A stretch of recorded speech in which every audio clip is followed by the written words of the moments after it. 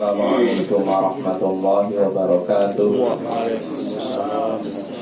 Alhamdulillahi ala ihsanih wa syukru lahu ala taufiqihi wa amtinanih. Wa ashhadu an la ilaha illallah wahdahu la syarika lahu ta'ziman li sya'nih.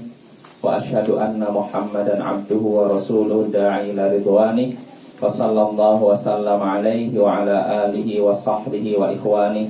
Amma ba'd. Ayyuhal ikhwa wal akhwat, a'azzani wa a'azzakumullah, saudara-saudariku yang semoga dimuliakan oleh Allah. Seperti biasa di malam Sabtu kita mengkaji tafsir Al-Quran menggunakan kitab tafsir Jalalain karya Imam Jalaluddin As-Suyuti dan Jalaluddin Al-Mahalli. Ya, pada pertemuan sebelumnya kita sudah masih di surat At-Tahrim. Kita sudah menyelesaikan surat At-Tahrim ayat 1 sampai ayat ke-5 ya. Berarti sekarang kita masuk ayat ke-6. Seperti mulai ya, ayat ke-6 ya. Kita ulangi lagi ayatnya. A'udzu billahi minasyaitonir rajim. Ya ayyuhalladzina amanu qu anfusakum wa ahlikum naran waquduhan nasu wal hijarah 'alaiha malaikatun ghilazun shidadun la ya'sunallaha ma amarahum wa yaf'aluna ma yu'marun. Ya ayyuhalladzina kafaru la ta'tadhirul yawm innama tujzauna ma kuntum ta'malun. Ya ayyuhalladzina amanu tubu ilallahi taubatan nasuha.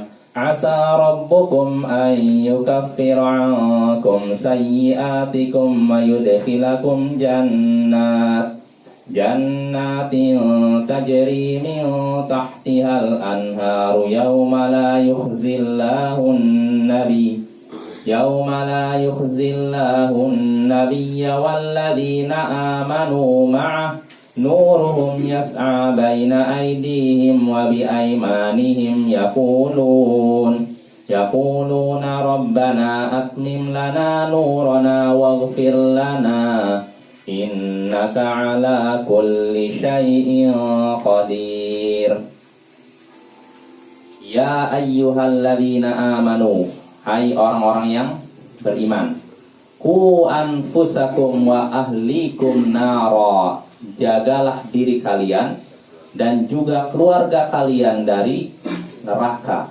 Waquduhan nasu wal hijarah, jagalah diri kalian dan keluarga kalian dari neraka yang bahan bakarnya adalah manusia dan batu.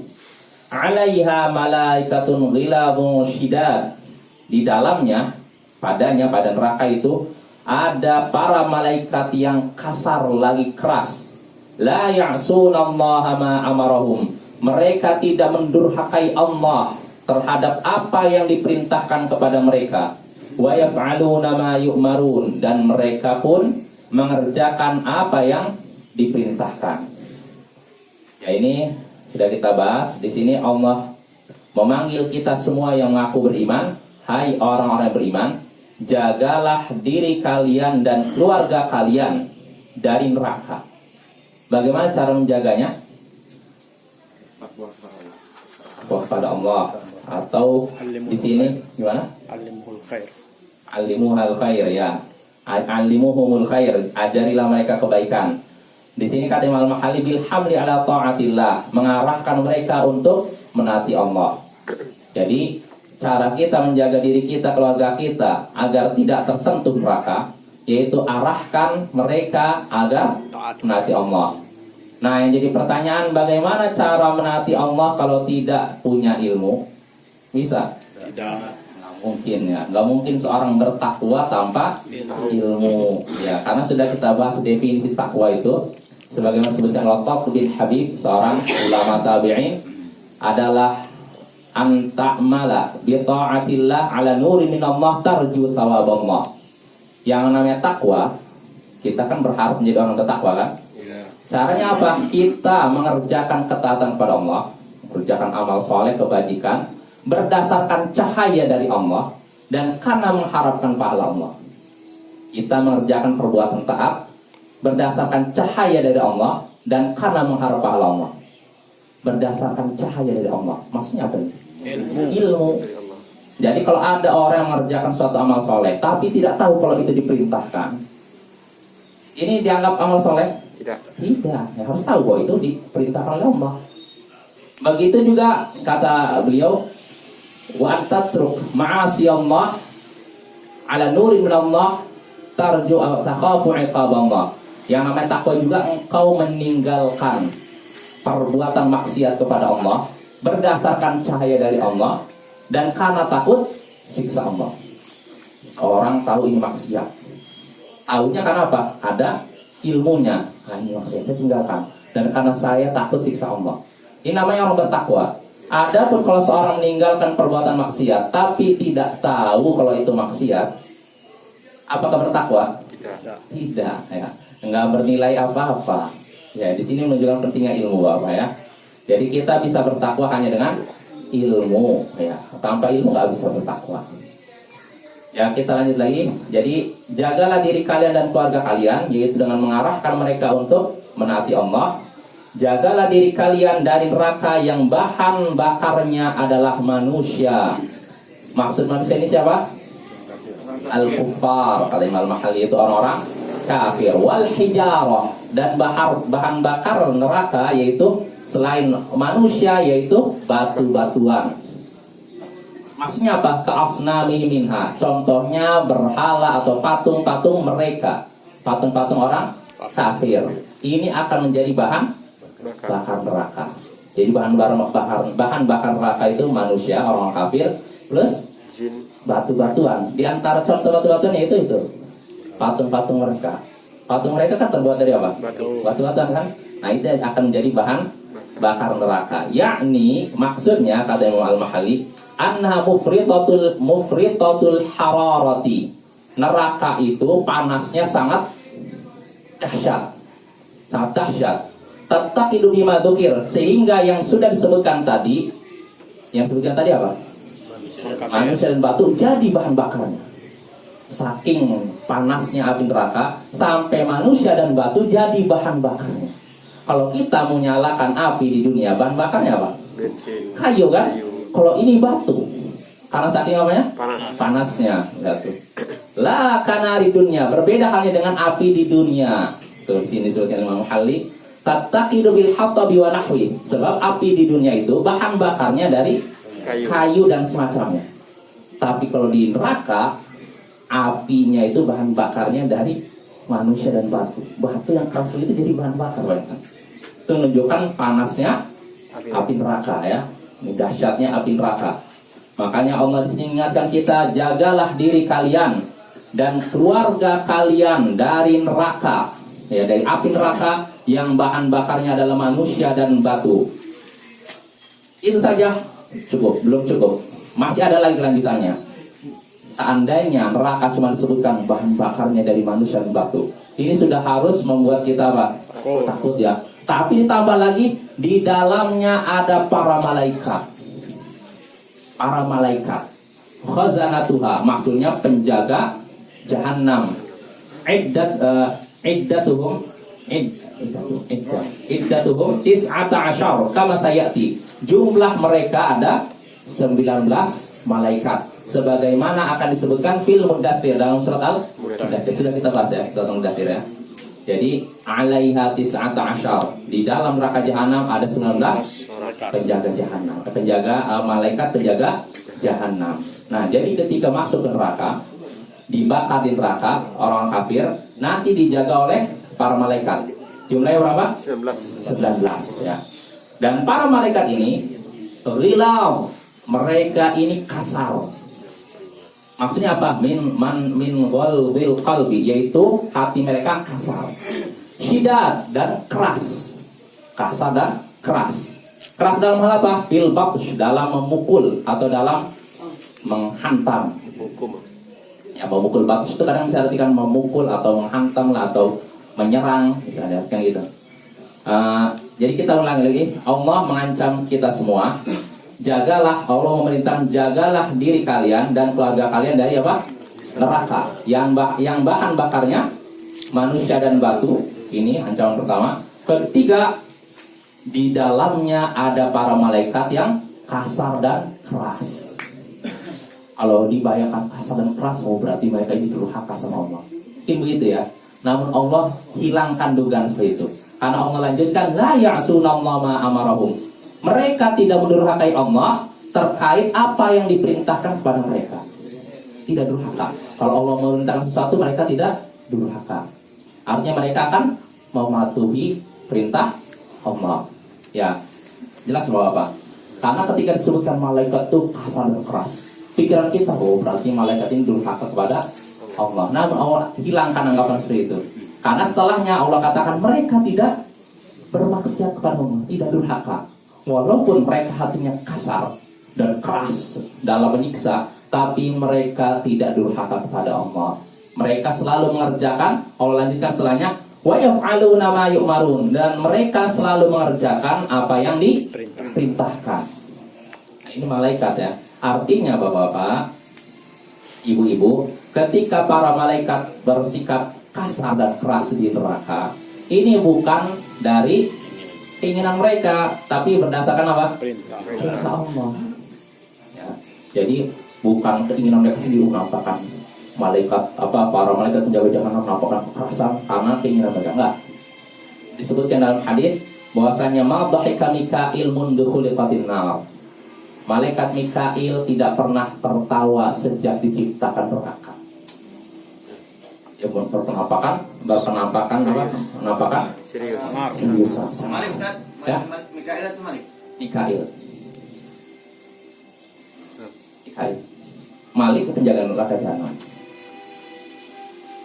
Mikail, adiknya Mikail. Ya walaupun Malik memang penjaga neraka jahanam, tapi sama juga Malik ini termasuk malaikat yang bermuka tidak pernah tersenyum. Ketika Nabi SAW menengok neraka, beliau menyaksikan malaikat yang nggak tersenyum sama sekali. Itu malaikat Malik. Ya, karena dia apa? Penjaga jahanam. Kira-kira apa hikmahnya? Kok penjaga jahanam kok tidak senyum, berpenampilan sangat menyeramkan? Kenapa tidak senyum gitu? Kalau senyum dia kurang takut manusia. Supaya siksaannya Kalau lebih senyum ya, ini kan tempat istilahnya tempat siksaan. Kalau ada senyum ya berarti nggak pas sekali ya. Kalau iya, makanya yang tempat yang ada senyuman, yang malaikat yang ramah cuma di surga. Ya. Makanya ketika nanti surga, ketika kita mau surga, kita mohon pada Allah agar kita masuk ke surga ya. Para malaikat akan menyambut kita dari setiap pintu. Allah sebutkan surat Ar-Ra'd, salamun alaikum, selamat, assalamualaikum, selamat untuk kalian. Bima sabartum, karena kesabaran kalian. Fani'ma uqbad dar, alangkah nikmatnya, atau sungguh sebaik-baiknya tempat kembali adalah surga ini. Ini sambutan dari siapa? Malaikat ya. Selamat atas kalian karena kesabaran kalian. Artinya Bapak-bapak, sabar ini termasuk sebab kita bisa masuk surga. Maka bersabarlah Bapak-bapak ya. Sabar atas apa Ustaz? Hah? Sabar atas apa? Segala-galanya, sabar dalam menaati Allah, sabar dalam menjauhi maksiat, dan sabar dalam menghadapi takdir Allah yang menyakitkan. Sabar tiga-tiganya Bapak ya. Jadi nggak bisa cuma sabar dalam menaati Allah, tapi ketika ada musibah kita berkeluh kesah. Dan juga nggak bisa seorang kalau dalam ibadah sabar, bisa sholat malam puluhan rakaat, tapi ketika digoda maksiat. Jadi nggak bisa itu, saling harus semuanya harus terpenuhi. Sabar dalam masalah ibadah, menaati Allah, dan sabar dalam menjauhi maksiat. Lalu terakhir, sabar dalam menghadapi takdir Allah yang menyakitkan, musibah kah, penyakit kah, atau semacamnya. Ya, ini kita kembali lagi. Salam. Ya, kita lanjut lagi tadi. Allah memperingatkan kita, wahai orang-orang beriman, jagalah diri kalian dan keluarga kalian dari neraka yang bahan bakarnya manusia dan batu. Di dalamnya ada para malaikat yang kasar dan keras. Mereka tidak pernah mendurhakai Allah terhadap apa yang diperintahkan kepada mereka, dan mereka selalu mengerjakan apa yang diperintahkan.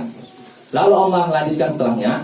Di sini ada penjelasan dari Imam Al-Mahalli. Wal ayat ini, ayat tadi yang jagalah diri kalian dari neraka, yang bahan bakarnya apa?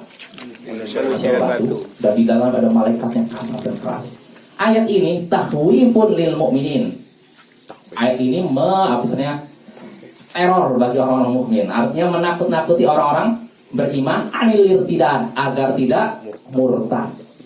Ayat ini menakut-nakuti orang beriman agar tidak murtad. Karena kalau murtad, balasan kalian seperti ini. Kalian dimasukkan ke dalam neraka yang bahan bakarnya manusia dan batu. Kalian akan jadi bahan bakar neraka, gitu. Lalu di dalamnya ada malaikat yang Kasar. kasar dan kasar dan keras. Ya.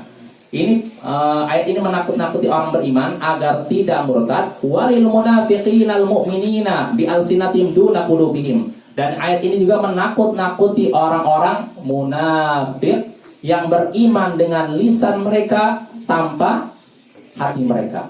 Artinya imannya cuma di lisan, tanpa hati. Lisannya iya kami beriman, tapi dalam hati enggak, saya enggak beriman. Ini orang siapa? Munafik. Ini juga menunjukkan iman itu tidak cuma di mulut, tapi juga harus dengan ini apa ya? Tanya tak, Ya. di dalamnya ada malaikat yang menjaga neraka. Di dalam neraka atau di pinggir-pinggir neraka itu kan? Atau di mana di pagar-pagar neraka itu? Atau maksudnya terbakar juga? Apa di pintu nerakanya jago ya? Kan di dalam neraka tadi kan? Penjaga neraka, ada. Ya, tapi yang jelas malaikat tadi menyiksa juga, menyiksa ini. Atau sama-sama terbakar dengan orang yang Apa? disiksa? Enggak lah.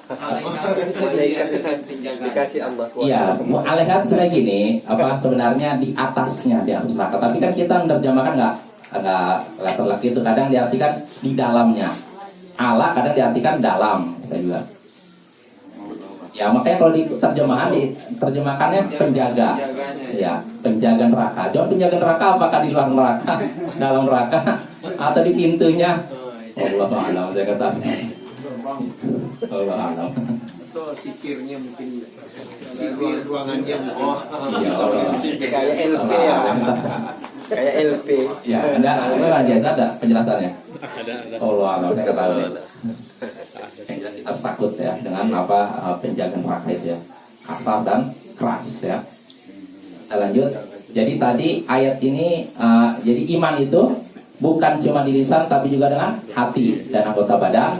Maka dari sini kita bisa mengetahui batilnya pendapat sekte Karramiyah yang menyatakan iman cukup di lisan. Sekte Karramiyah bermenurut iman cuma di lisan. Artinya kalau ada orang menyatakan asyhadu alla ilaha illallah wa anna muhammadar rasulullah, lisannya ucapan itu, tapi hatinya menolak atau ragu, maka menurut sekte Karramiyah dia seorang mukmin sempurna imannya. Nah ini sekte Karramiyah. Sedangkan sekte Murji'ah kebalikannya, menyatakan iman itu cukup ini. Jahmiyah ini tanpa ini. Artinya kalau seorang yakin dalam hatinya Allah adalah Tuhannya, Nabi Muhammad adalah Rasulnya, walaupun lisannya nolak, tidak mengucapkan dua kalimat syahadat, ininya anggota badannya mengingkari, maka dia seorang mukmin yang sempurna imannya. Kalau sekte Karramiyah, kalau berdasarkan pendapat sekte Karramiyah, iman kalian cuma apa? Nah, berarti kalau sekte Karramiyah, orang munafik adalah orang beriman. Karena kata iman cuma di mulut. Sedangkan menurut Murji'ah, orang Jahmiyah juga, iman itu cuma di Hati. Makanya menurut mereka Fir'aun adalah orang beriman, mukmin sempurna imannya. Menurut Murji'ah dan Jahmiyah. Apa ada orang berpendapat Fir'aun adalah mukmin? Ada, Bapak. Ini kan dulu saya pernah nyebutkan di Indonesia ada seorang dosen mengadakan seminar judulnya Fir'aun Mukmin Sejati. Dengan kenapa bisa menyatakan Fir'aun mukmin sejati? Apa alasannya? Karena Fir'aun meyakini kebenaran dakwah Nabi Musa kan, tapi lisannya nolak, anggota badannya nolak kan, karena dia sudah yakin berarti dia mukmin sempurna iman. Ini pendapat yang batil dan sesat ya. Adapun yang keyakinan benar, keyakinan Ahlus Sunnah wal Jamaah, bahwasanya iman itu keyakinan dalam hati, diucapkan dengan lisan dan dilakukan. diamalkan anggota badan. Ya kita lanjut bahwa hai orang-orang kafir. Kalau sebelumnya Allah manggil orang beriman, sekarang Allah manggil orang kafir. La ta'tadzirul yaum. Jangan cari-cari alasan pada hari ini. Jangan cari-cari alasan pada hari ini. Pada hari ini hari apa? tidak masuk. Ya, hari pembalasan, hari ketika mereka masuk neraka. Di sini disebutkan yuqal lahum 'inda dukhulimun nar. Nah, ini dikatakan ketika mereka hendak memasuki neraka. Jangan cari alasan. Jangan cari uzur. Jangan ungkapkan uzur-uzur, oh saya gini ya Allah gini, enggak. Kenapa? Li'annahu la yanfa'ukum, karena alasan-alasan itu tidak akan bermanfaat bagi kalian. Ya Allah, kenapa saya ini? Dulu kan nggak ada yang mengingatkan saya. Udah nggak ada alasan. Dan sekarang kamu masuk neraka. Istilahnya gitu Bapak. Jelas Bapak ya? Nah, ini apa? Ancaman bagi orang-orang kafir atau siapapun pelaku maksiat atau orang yang terjatuh dalam syirik, terjatuh dalam perbuatan kekafiran. Nanti ketika di hari kiamat nanti dia nggak bisa lagi cari alasan. Ya Allah, saya kan berbuat syirik karena tidak ada yang ingatkan saya. Padahal di kampungnya ada orang yang ingatkan. Hati-hati Bapak ya. Uzur, tidak semua ketidaktahuan dijadikan uzur. Tidak semua ketidaktahuan dijadikan alasan yang istilahnya, tidak semua ketidaktahuan dimaafkan misalnya gitu. Tidak semua bodoh dimaafkan.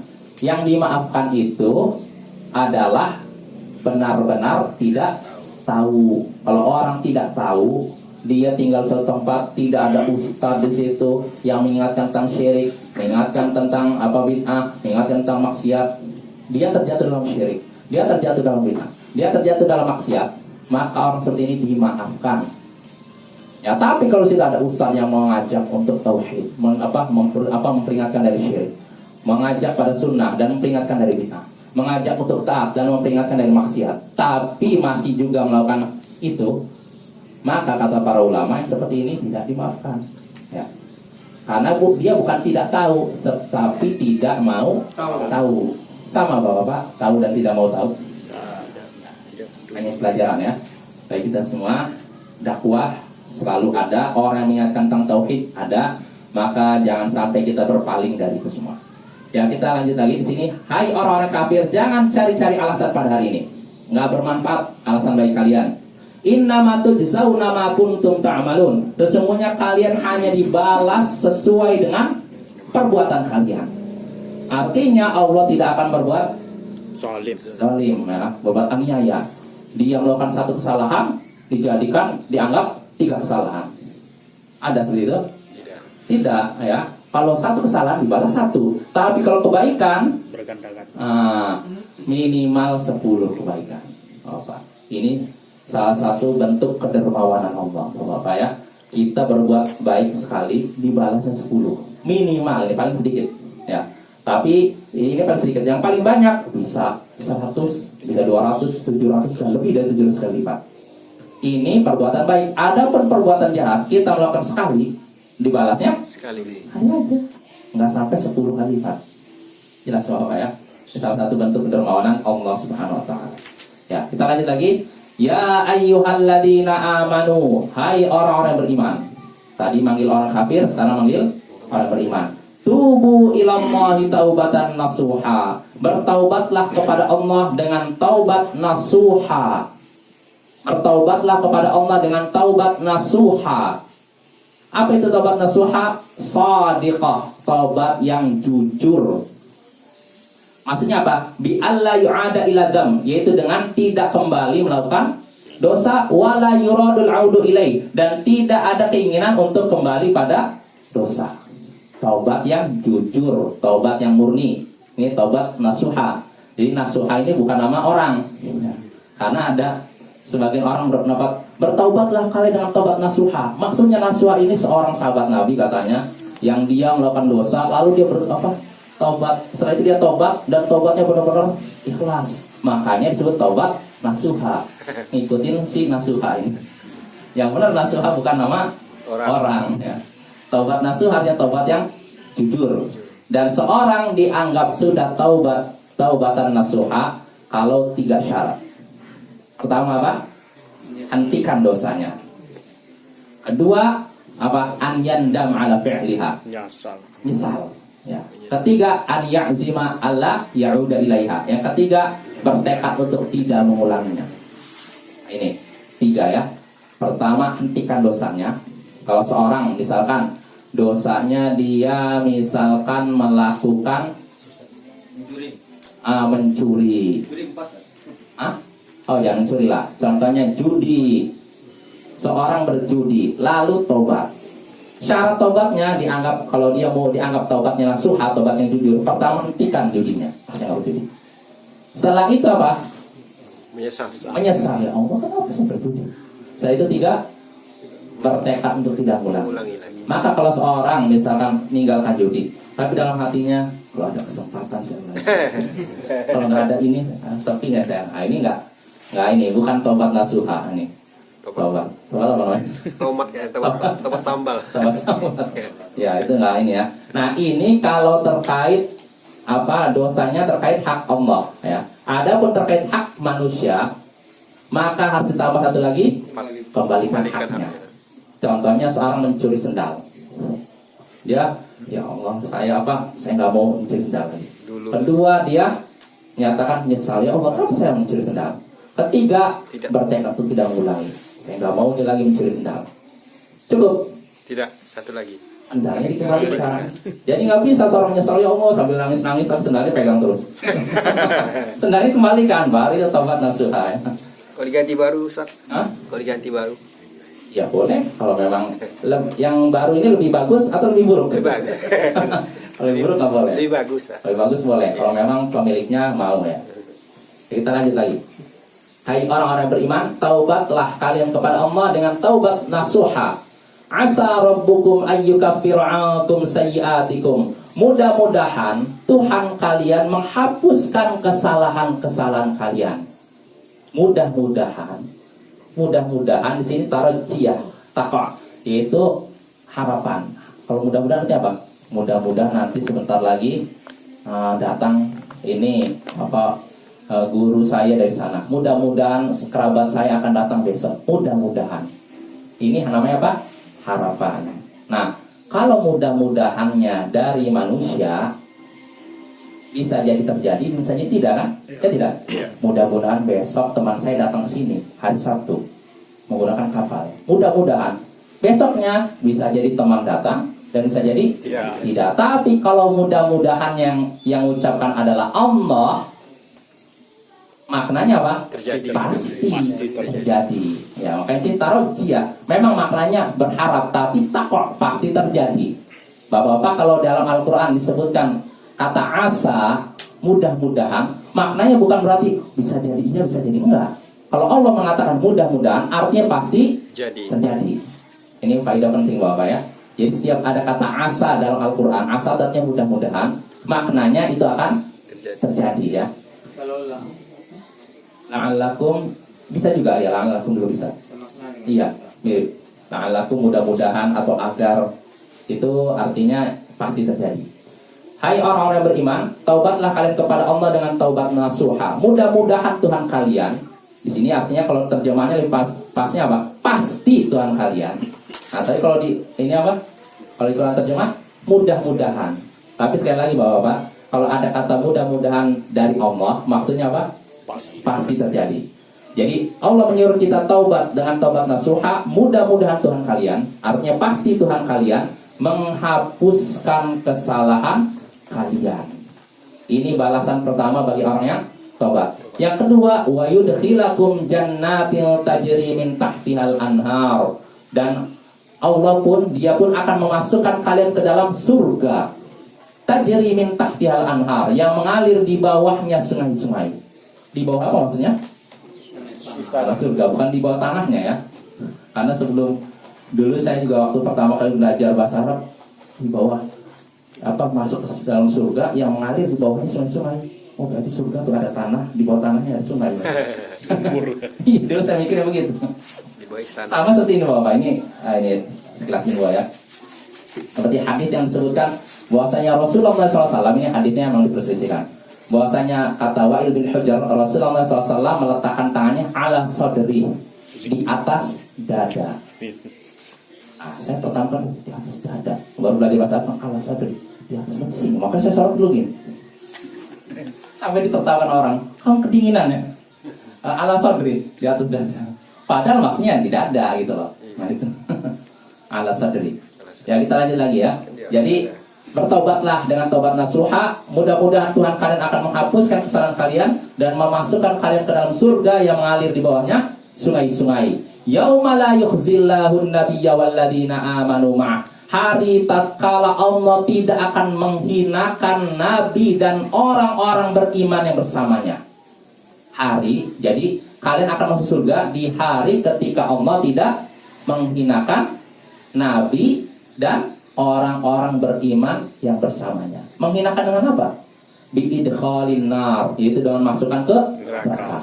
Artinya Allah tidak akan memasukkan nabi dan orang-orang beriman yang bersamanya ke Neraka. neraka. Dari sini kita bisa mengetahui keutamaan siapa kira-kira?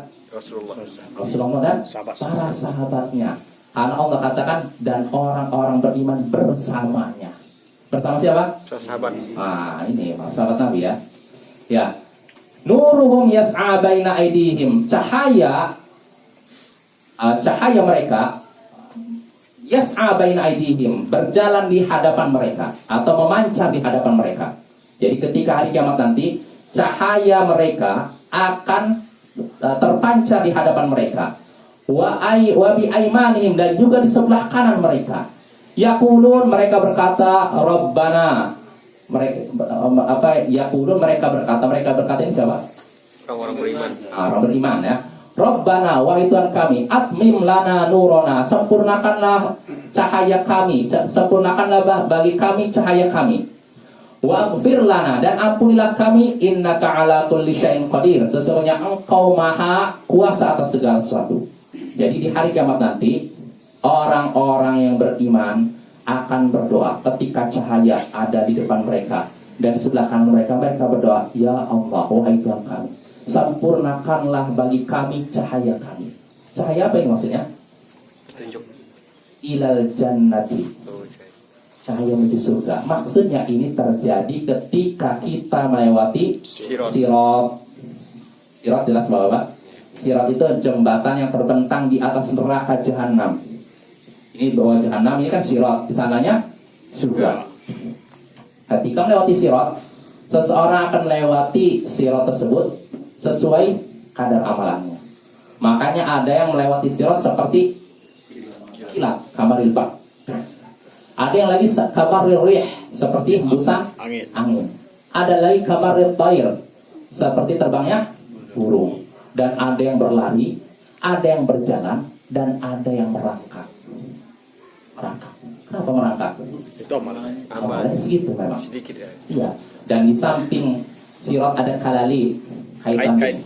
Nah, yang siap menyambar siapa saja yang Allah perintahkan untuk disambar. Babahdu syunagin, maka ada orang yang tersambar tapi cuma robek saja, maka dia akan selamat sampai ke surga. Wa maqdusun finnar, sedangkan orang yang terkena itu lalu terpelanting, berarti dia di neraka jahanam. Ini disebutkan dalam hadis banyak hadis Sahih Bukhari Muslim. Ya. Termasuk Rasul yang sahabat itu. Rasulullah. Ustaz, ada yang 70 ribu masuk surga tanpa azab itu. Itu Enggak lewat itu juga, Ustaz? Enggak. Allahu a'lam. Semuanya lewat situ, Ustaz. Siapapun lewat situ, Ustaz. Tahu dia Minkum illa wariduha. Iya, Iya, ya. Ustaz. Itu dah ya. Siapapun datang kecuali akan melewatinya. Cuman yang jadi masalah, iya kalau orang beriman ya. Cuman orang kafir, apakah lewat atau tidak itu ada beda pendapat di antara ulama. Sebagian ulama menyatakan orang kafir lewat juga, tapi pasti jatuh. Tapi sebagian ulama lain mengatakan kalau orang kafir enggak, langsung mereka dimasukkan. Wallahu a'lam ya. Yang jelas itu peringatan bagi kita. Yang jelas ini Bapak, jadi ketika melewati sirat, orang-orang beriman akan berdoa, admim lana nurona, wahai Tuhan kami, sempurnakanlah bagi kami cahaya kami. Artinya cahayanya pertahankan. Kami akan lewat nih di depan dan di kanan. Ya Allah sempurnakan, ya Allah sempurnakan dan kami. Dan Nabi kita Rasulullah SAW, Nabi Muhammad SAW sudah berada di ujung sambil berdoa, salim ya Allah, selamatkan. Jadi setiap kali umatnya lewat, Nabi berdoa terus.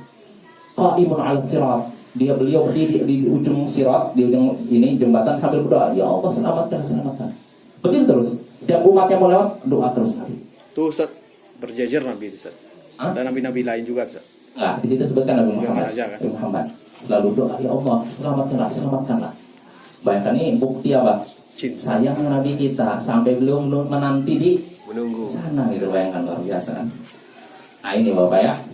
Ya jadi kita lanjut lagi. Jadi ketika melewati sirat, kita orang-orang beriman akan memancar cahaya di depan dan di kanan ya, depan dan di kanan. Dan perlu kita ketahui sirat itu disebutkan para ulama tipis ya, tipis dan tajam. Sebutkan para ulama lebih tipis daripada rambut dan lebih tajam daripada pedang. Ini yang disebutkan para ulama. Ada pun yang populer di masyarakat kita seperti rambut yang dibelah 7. Iya, iya. Ini nggak ada asal-usulnya. Pernah dengar Bapak ya? Ada. Ada siratnya seperti rambut yang dibelah 7. Tambah-tambah. Saya nggak tahu ini apa asal-usulnya dari mana. Dari mana? Dirinya saking Saking tipisnya. Oh mungkin maksudnya mubalaghah, apa hiperbola ya. Iya. Ya masalahnya kan dia menyebutkan 7-nya itu. Kalau dia menyebutkan lebih tipis dan sangat tipis nggak masalah. Tapi ini disebutkan dibelah 7 ya kan. Rambut sekecil ini dibelah 7 gimana? Ya kita lanjut ya. Ya jadi itu doanya orang beriman tatkala melewati sirat ya. Mereka berdoa, wahai Tuhan kami, sempurnakanlah bagi kami cahaya kami dan ampunilah kami. Tetap orang beriman berdoa agar Allah mengampuni dosa mereka. Innaka ala kulli syai'in qadir. Sesungguhnya engkau maha kuasa atas segala sesuatu. Ya ini. Berarti dengan ini kita sudah selesai dari surat At-Tahrim ayat ke-6 sampai ayat ke-8. Dari ayat-ayat ini kita bisa mengambil beberapa faedah. Ya pertama, sambil lewat aja ya. Faedah pertama yang bisa kita petik dari ayat ini ayat ke-6 sampai ke-8, yaitu perintah untuk membimbing orang yang ada di bawah tanggungan kita. Perintah untuk membimbing orang yang di bawah tanggungan kita agar menaati Allah. Kita harus membimbing orang yang di bawah tanggungan kita agar menaati Allah. Sebab Allah katakan, jagalah diri kalian dan keluarga kalian dari neraka. Yaitu dengan cara apa tadi? Membimbing mereka agar menaati Allah. Ini wajib Bapak ya. Kewajiban bagi seorang ayah, anaknya dibimbing. Jadi jangan jadikan anak seperti binatang saja yang cuma kasih makan udah, nggak tahu dia sholat atau enggak, saya nggak peduli. Nggak tahu dia bergaul sama siapa, saya nggak peduli. Nah ini nggak pantas seperti itu. Dan saya yakin binatang pun nggak mungkin cuma ngasih makan aja kan, ya kan? Ya misalkan seorang ini induk atau betina punya anak, pasti diperhatikan juga anaknya gimana ya kan? Nggak cuma kasih makan kan? Nah kita manusia harusnya begitu juga. Jangan cuma kerja banting tulang ngasih makan anak udah selesai. Kewajiban saya selesai sampai sini. Keliru. Ya. Orang tua harus membimbing anaknya, orang yang di bawah tanggungannya, anak, istri, atau kalau budak dibimbing agar menaati Allah. Ini kewajiban Bapak, bukan sunnah. Ya. Artinya kalau orang tua melalaikan ini, dia dianggap berbuat dosa dan akan dipertanggungjawabkan di hari kiamat nanti. Jelas Bapak ya. Itu faedah pertama. Lalu faedah kedua yang bisa kita petik dari hadis ini, dari ayat ini, yaitu keutamaan para malaikat atau dahsyatnya neraka jahanam. Dahsyatnya neraka jahanam. Sebab di neraka pertama bahan bakarnya manusia dan batu, terus kedua di dalamnya ada para malaikat yang kasar dan keras. Itu faedah kedua. Faedah ketiga, keutamaan para malaikat. Sebab para malaikat itu tidak pernah durhaka kepada Allah. Dan pada Allah itu 3. Lalu keempat, tidak ada manfaat penyesalan tidak akan bermanfaat di hari kiamat. Kata Allah, la ta'tadiru yaum. Jangan cari-cari alasan pada hari ini. Enggak ada manfaatnya penyesalan. Lalu berikutnya terakhir, wajibnya bertaubat. Wajibnya bertaubat dari dosa. Sebab Allah menyatakan, hai orang beriman, bertaubatlah pada Allah. Ini namanya apa? Perintah. Sedangkan hukum asal perintah apa? Wajib. Artinya kalau dikerjakan berpahala, ditinggalkan dosa. Maka kita wajib Bapak bertaubat dari dosa. Ya, dari dosa-dosa kita. Dan taubat sini yaitu umum. Artinya kalaupun kita bertobat secara umum tidak terperinci, dia sah. Contohnya gini, saya pernah berbuat dosa tapi saya lupa dosa apa saja yang saya lakukan. Maka nggak apa-apa kita bertobat, ya Allah, saya bertobat ya Allah dari segala dosa yang saya lakukan. Karena saya nggak ingat dosa apa saja. Maka ini sah. Ya, Bapak ya. Lalu terakhir, keadaan orang-orang beriman tatkala melewati sirat, yaitu mereka akan berdoa dalam keadaan cahaya ada di depan dan di Kanan. Nah, ya, dengan ini selesailah kita dari surat At-Tahrim ayat 6 sampai ayat 8. So, pada pertemuan berikutnya kita lanjut ayat yang ke-9. Subhanallah. Assalamualaikum. Waalaikumsalam.